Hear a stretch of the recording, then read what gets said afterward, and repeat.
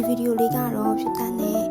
အကွာခန်းနဲ့2ယောက်ပေါ့နော်မွေးနေ့လာအတူတူလည်းဖြစ်တဲ့အတွက်မွေးနေ့ကို celebrate တူတူလုပ်တဲ့အနေနဲ့ပေါ့နော်စီဒိုနာဟိုတယ်ရဲ့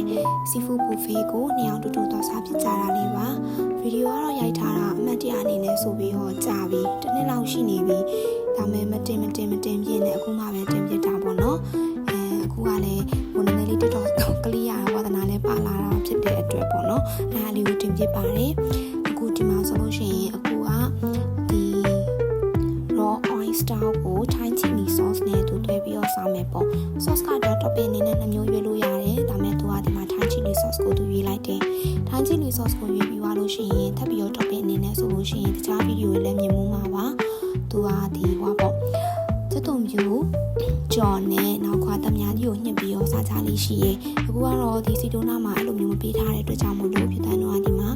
ဒီ Thai chili sauce ကိုပဲတစ်ခုကိုပဲရွေးချယ်ထားရပေါ့နော်စားတဲ့အခါမှာလည်းဒီပေါ်ရှာတဲ့နေရာလေးကိုဂယိုးဆိုင်ပြီးတော့စားစီခြင်းနဲ့